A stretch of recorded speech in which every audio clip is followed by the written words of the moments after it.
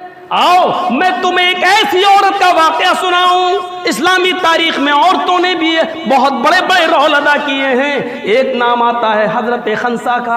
खंसा के दो ज़माने गुजरे हैं। एक ज़माना गुजरा है वो नबुवत वो इस्लाम लाने से पहले, और एक ज़माना गुजरा इस्लाम लाने के बाद।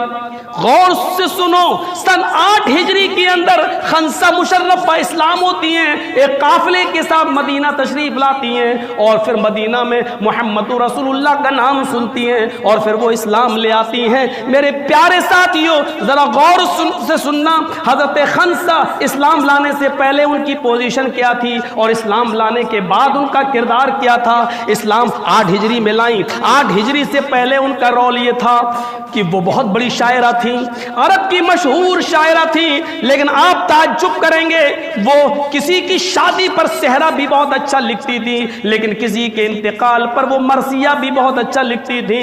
मक्के में जो एक बाजार लगता था जिसको सूक़े उकास कहा जाता था, साल में एक बार बाजार लगता था, और बड़े बड़े अरब के पूरे अरब से लोग वहां पर अपना माल तिजारत के लिए लाया करते थे। उसमें खंसा भी आया करती थी, और खंसा जब उस बाजार में ठहरती थी तो उनके दरवाजे पर, उनके खेमे पर लिखा होता था अरसल अरब, अरब की सबसे मशहूर शायरा।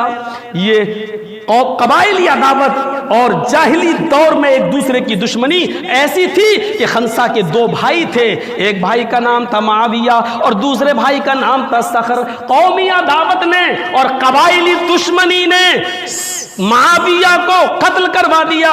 लोगों ने हजरत खंसा के भाई मुआविया को कत्ल कर दिया।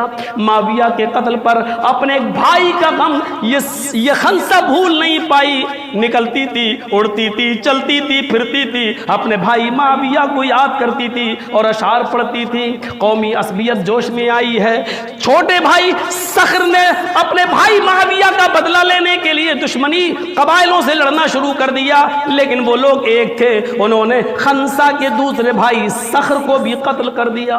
सखर के कत्ल हो जाने के बाद खंसा टूट गई, दीवानी सी हो गई। ये वो दौर है जो अभी इस्लाम नहीं लाई है, ये इस्लाम लाने से पहले का दौर है। खंसा ने अपने भाई सखर के इंतकाल पर, उसके कत्ल होने पर दमाने जाहिलियत में जो शेर पड़ा था, जरा उस शेर पर तवज्जो दीजिए। वो कहती है सूरज निकलता है और सूरज डूबता है, तो ये खंसा हर सूरज के निकलते वक्त और सूरज के डूबते वक्त ये शेर पड़ा करती थी। युज़क्किरुनी तुलूउ शम्सी सखरा, युज़क्किरुनी तुलूउ शम्सी सखरा, अज़कुरुहु लिकुल्लि गुरूबि शम्सिन। ऐ सूरज तू क्यों निकलता है?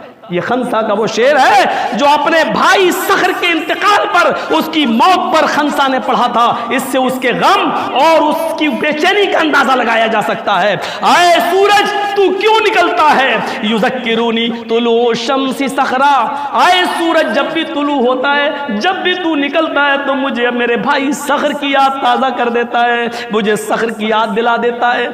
जब यही सूरज पश्चिम में डूबता है, गुरूब होता है, और रात अपने अंधेरे में लपेट लेती है खंसा को, तो यही खंसा कहती है ऐ रात तू क्यों आती है? अज़कुरुहु लिकुल्लि गुरूबि शम्सिन, हर दिन सूरज का डूबना और रात का अंधेरा मुझे सखर की याद दिलाता है। यानी दिन हो या रात, मैं सखर को नहीं भूल पाती हूँ, मुझे सखर याद रहता है। ऐ दिन तू ना निकला कर, ऐ रात तू ना आया कर, ताकि मुझे मेरे भाई सखर की याद ना आए।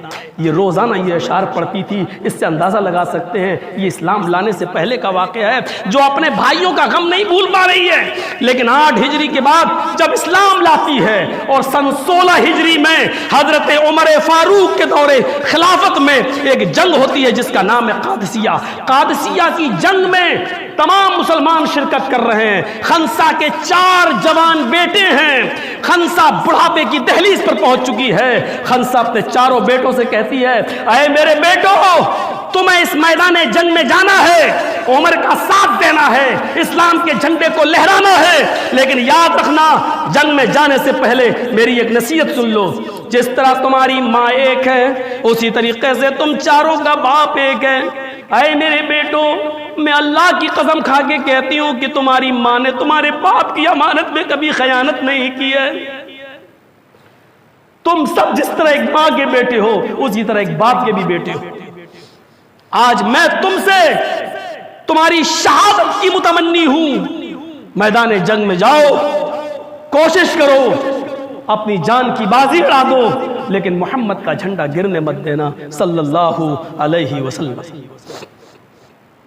ایک بیٹا جاتا ہے میدان جنگ میں، خبر ملتی ہے شہید، دوسرا بیٹا میدان جنگ میں گیا شہید، تیسرا بیٹا میدان جنگ میں گیا وہ بھی شہید، چوتھا بیٹا میدان جنگ میں گیا سن 16 ہجری میں وہ بھی شہید۔ خنسا کو خبر ملتی ہے تمہارے چاروں بیٹے شہید ہو گئے۔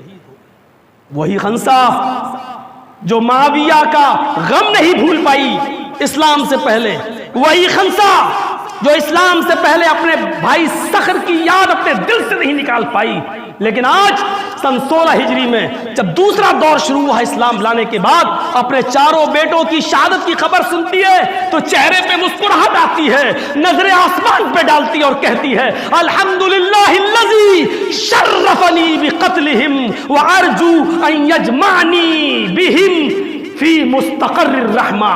یہ ہیں وہ الفاظ عربی کے جو حدیث کی کتابوں میں موجود ہیں۔ میرے بھائیوں، یہ وہی خنسا ہے جو اپنے بیٹوں کی شہادت پہ کہتی ہے اللہ میں تیری تعریف کی زبان سے ادا کروں، الحمدللہ الذی، ساری تعریفیں اس اللہ کے لیے ہیں، شرفنی بقتلہم، جس نے میرے بیٹوں کے قتل و شہادت سے مجھے مشرف کیا ہے، مجھے عزت بخشی ہے، میرے بیٹوں کی شہادت پر مجھے امید ہے، وَأَرْجُو أَن يَجْمَعَنِي بِهِمْ فی مستقر الرحمہ، انشاءاللہ مستقر الرحمہ میں جنت کے اندر میرے بیٹوں کی شہادت میرے ساتھ اللہ تبارک و تعالیٰ میرے بیٹوں کو بھی جمع کرے گا، میں اپنے بیٹوں کے ساتھ جنت کے اندر ضرور جمع کی جاؤں گی، میرے بیٹوں کے ساتھ مجھے بھی اٹھایا جائے گا۔ یہ وہی خنسا ہے میرے بھائیوں جو اپنے بھائیوں کا غم نہیں بھول پا رہی ہے، لیکن آج اپنے چاروں بیٹوں کی شہادت پر مسکرا رہی ہے۔ موت مومن کی نظر میں مسکراہٹ کا نتیجہ ہوتی ہے۔ ہم اپنے ایمان کا جائزہ لیں، ہم اپنے آپ کو دیکھیں اور پرکھیں کہ ہم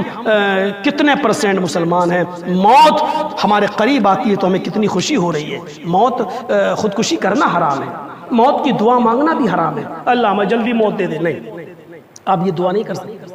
آپ کو بہت زیادہ پریشانی ہے، یقیناً آپ اپنی زندگی سے بے چین ہو چکے ہیں، آپ چاہتے ہیں کہ اب موت آ جائے، تو آپ اس صورت میں بس اتنی دعا کر سکتے ہیں، اے اللہ مجھے اس وقت تک زندہ رکھ جب تک زندگی میرے لیے بہتر ہو، اور اے اللہ مجھے اس وقت موت دے دے جب میرے لیے مرنا بہتر ہو۔ اس وقت بھی آپ یہ نہیں کہہ سکتے اللہ مجھے کل موت دے دے، آج موت دے دے، یہ دعا نہیں کر سکتے۔ اے اللہ مجھے اس وقت تو موت دے جب میرے لیے موت بہتر ہو، یہ دعا کر سکتے ہیں۔ لیکن موت قریب دیکھ کر آدمی مسکرایا، اس کو خوشی ہو کیونکہ اس کو اس کے رب سے ملاقات کا وقت ہے، یہ سوچ کر میرے بھائیوں موت کو کامیاب بنائیے۔ ہم سب دنیا میں آئے ہیں اور کڑوی حقیقت اس کو چاہے آپ دشمنی میں قبول کر لیں یا دوستی میں، آپ کو قبول کرنا ہی پڑے گا کہ مولانا جرجیز کی یہ بات غلط نہیں ہے، آئے ہیں تو جانا ہے، آئے ہیں تو جانا ہے۔ اور آج کل موتیں آپ دیکھ ہی رہے ہیں، 60 70 80 90 سال، 90 کون جی رہا ہے؟ نہیں، اللہ کے رسول کی اس حدیث پر آپ غور کیجئے، میری امت کی عمر 60 اور 70 کے درمیان ہے، بہت کم لوگ ہیں جو اس کے آگے جا پاتے ہیں۔ اللہ تبارک و تعالی ہم تمام لوگوں کو، ہم تمام مسلمانوں کو اتفاق و اتحاد کے ایک پلیٹ فارم پر قائم فرما دے۔ اے بار الہ بغض اور عداوت اور دشمنی ہمارے دلوں سے نکال دے، ایک دوسرے کے لیے ہمدردی اور غمخواری ہمارے دلوں میں پیدا فرما دے۔ موت کے بعد جو زندگی ہمیں ملنے والی ہے اللہ اس زندگی کو ہماری کامیاب بنا دے۔ اے اللہ جب تک تو زندہ رکھ، ہمیں اسلام پہ زندہ رکھنا، اور جب ہمارا خاتمہ ہو تو ایمان پر ہمارا خاتمہ فرمانا۔